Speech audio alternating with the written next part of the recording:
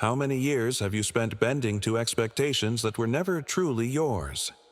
You gave, adjusted, tolerated.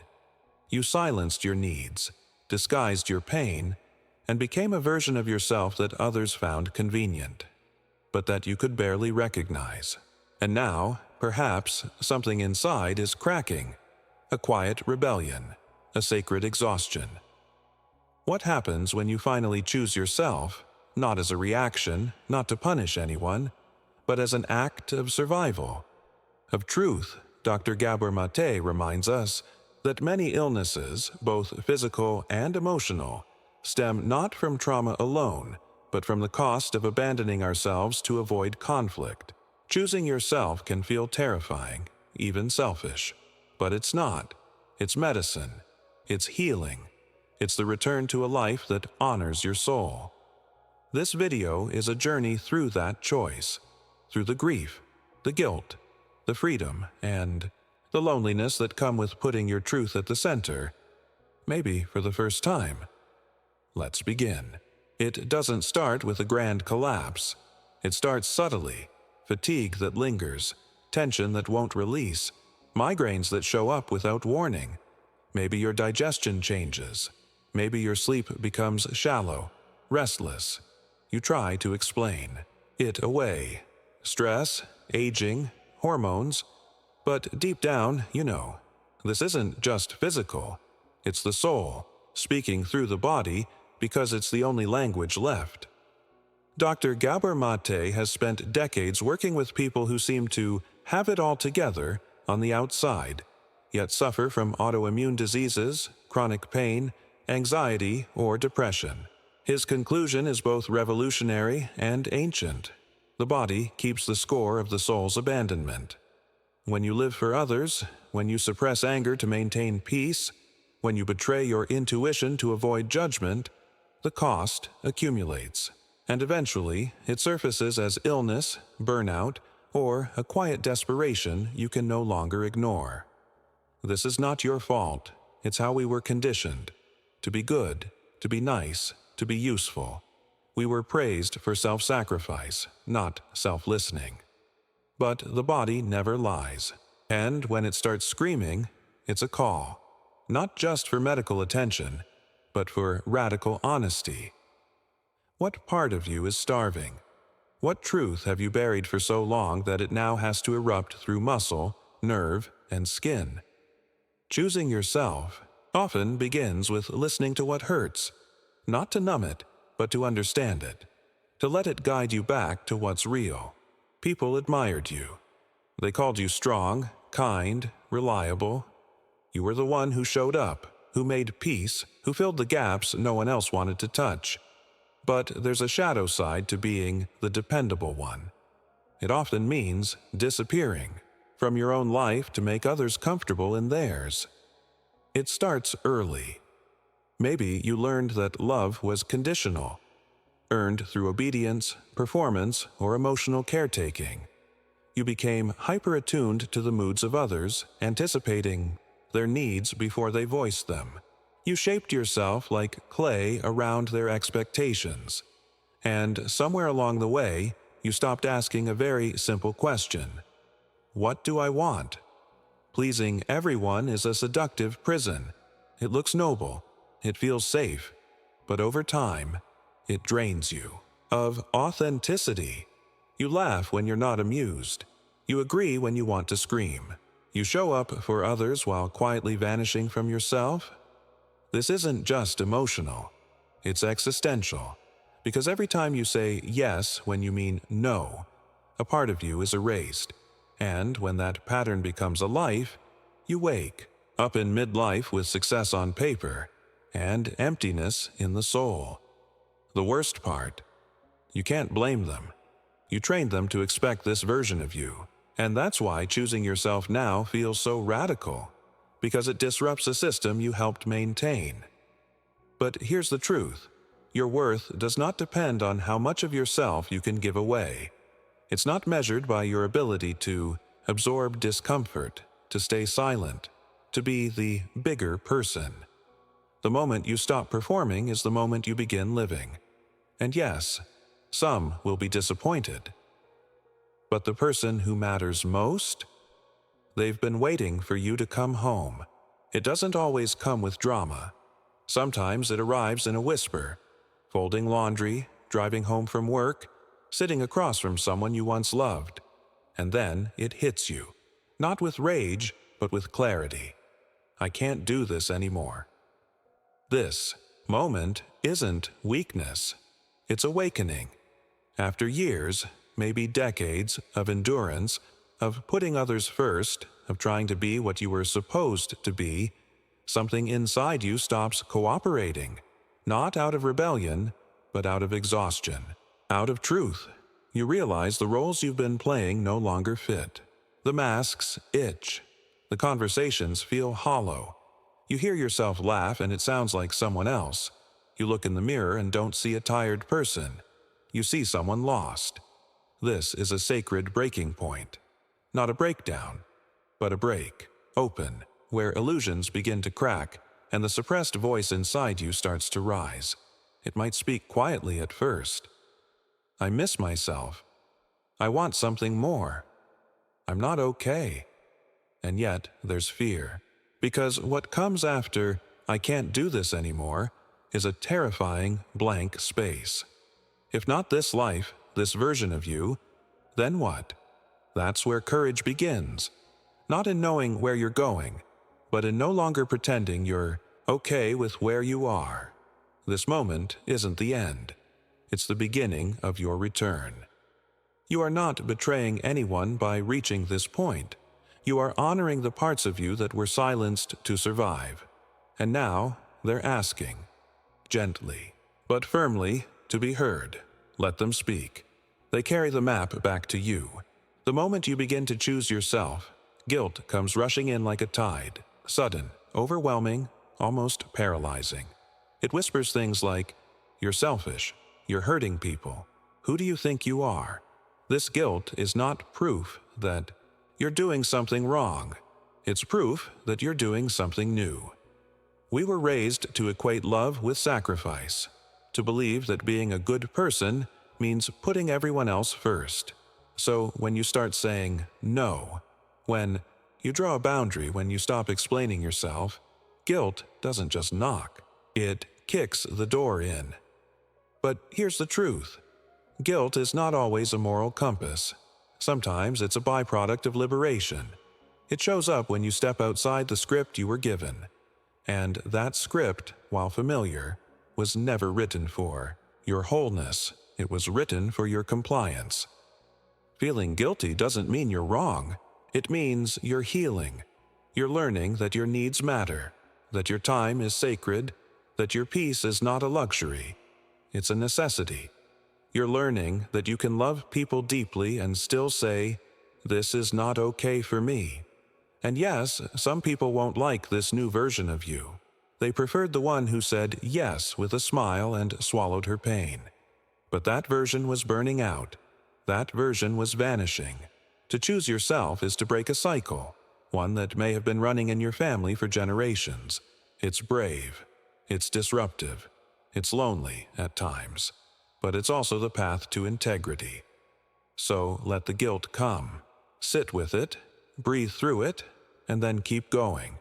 Because underneath that guilt is freedom. Don't be selfish. How many times did you hear that? As a child, as a partner, as a parent. It sounds like morality, like virtue. But too often what's labeled as selfish is simply the act of taking yourself seriously. You say no to a gathering that drains you, and you're called cold. You take a break to care for your mental health, and it's seen as weakness. You refuse to abandon your truth, and suddenly you're too much. But here's the secret. No one told you. Selfishness and self-love are not the same. Selfishness is rooted in fear. It's taking from others to fill a void inside. Self-love is rooted in presence. It's giving to yourself so you can stop betraying who you are. When you love yourself, you don't become less compassionate. You become more discerning. You stop overextending. You stop rescuing people from consequences. You stop negotiating your worth in exchange for belonging. This shift is radical, especially for those raised to believe that suffering is noble. You were taught that self-abandonment was a virtue, that love meant pleasing, fixing, enduring. But real love, the kind that heals, begins with honesty, and sometimes that honesty will disappoint others. Let it, because loving yourself doesn't mean you love others less. It means you're no longer willing to disappear to make them comfortable. This is the return, not to a better version of you, but to the real one, the one who knows what she feels, the one who dares to take up space, the one who stopped asking for permission to exist. You are not selfish for choosing yourself. You are whole, and wholeness, in a world that rewards self-erasure, will always look rebellious. When everything falls apart, the relationship, the job, the illusion, you're left standing in rubble. It's loud, it's confusing, and yet, strangely, it's honest. This chaos isn't punishment. It's a clearing, because sometimes the only way your soul can speak is through collapse, through the sudden end of what no longer serves you, through the unraveling of the life you built on compromises you didn't know you were making. In that space, between the life you had and the life you don't yet understand, there is silence. And in that silence lives your truth. It doesn't shout.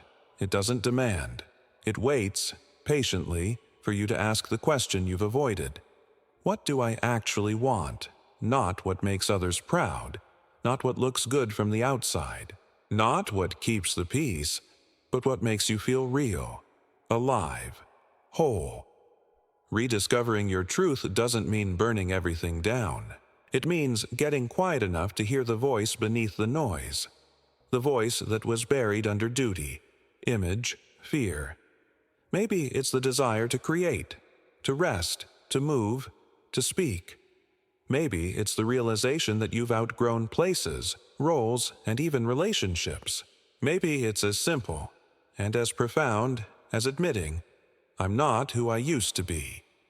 This is not a crisis. This is clarity, the kind that comes when you've lost enough to stop pretending, when you've suffered enough to start choosing. In the midst of chaos, your truth will not abandon you. It's been there the whole time, waiting for your permission to lead. Now is the time to follow. No one talks enough about this part, the quiet, aching grief that follows when you finally choose yourself. You imagined freedom, and yes, it comes. But first, there's loss, deep, disorienting loss. Because when you start to walk away from what no longer serves you, you're not just shedding habits or roles. You're letting go of identities, of dreams you once clung to, of relationships you tried so hard to make work. You're leaving behind the version of you who held it all together, and it hurts, even when you know it's right, even when it's necessary. The grief still comes, uninvited but honest. You grieve the years spent pretending, the energy spent performing, the parts of you that stayed small just to be accepted. You grieve people who don't understand why you've changed. The distance that grows between you and those who only knew the version of you who never said no. You may even grieve the illusion of love, the hope that if you just gave more, stayed longer, proved yourself, they'd finally see you. This grief is sacred. It means you cared, it means you tried, and it means you are finally being honest about what it cost you. Let yourself mourn. Cry for the dreams that died. Light a candle for the pieces of your past that no longer fit. Name what you've lost, not to stay in sorrow, but to honor the courage it took to let go. And know this, grief is not the end. It's the doorway, the clearing. What's on the other side is not a perfect life, but a real one. A life built not on performance or pleasing, but on truth. You can't become who you're meant to be without grieving who you no longer are. And that's not weakness. That's transformation. After the noise fades, after the guilt, the grief, the unraveling, comes a strange and unfamiliar quiet. You're no longer performing. You're no longer chasing approval. You're no longer surrounded by the people who preferred your silence over your truth. And now, you're alone. At first, it may feel like loneliness, a cold space where the phone doesn't ring as often, where the invitations stop, where even family seems unsure how to relate to this new version of you, the one who finally says what she means. But if you stay with it long enough, that loneliness begins to shift.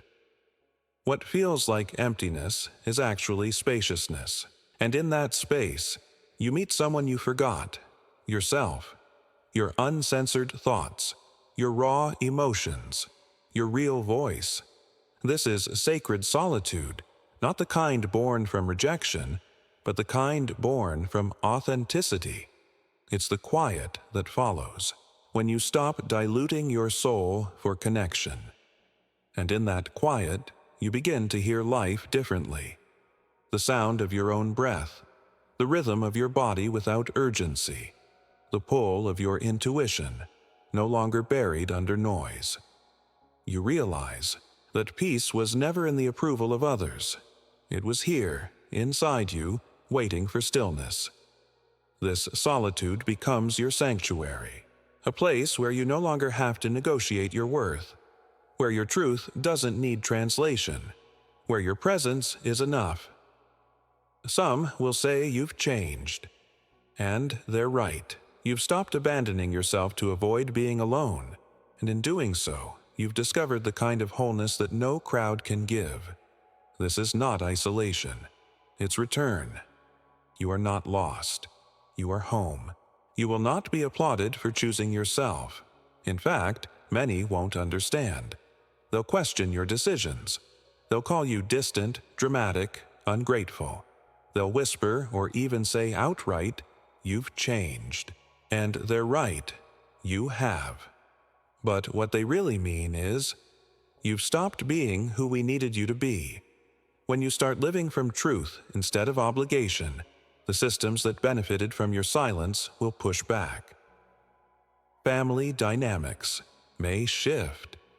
Old friendships may fade. Colleagues might pull away. Not because you've wronged them, but because you're no longer playing the role they assigned to you. This is painful, and it's lonely, especially when you long to be seen, to be understood, to be supported. But part of growing is realizing that not everyone can meet you at the level of your healing, and that's okay. You don't need universal approval to live a meaningful life. You need alignment. You need to look in the mirror and see someone who, finally, stopped betraying themselves. Your path won't make sense to everyone, especially those still living in patterns you've outgrown. You're choosing integrity over image, depth over comfort, freedom over familiarity. And yes, some bridges will burn. Let them, not out of spite, but out of love for the person you're becoming. You're not here to be understood by everyone. You're here to be true, to live a life that honors your soul, even if it confuses others. The world may not understand your healing, but that doesn't mean it's wrong. It means it's yours. There's no ceremony for this, no applause, no certificate, just a quiet morning when you wake up and feel peace in your own skin. No longer editing yourself in every room. No longer asking, "Is this okay?"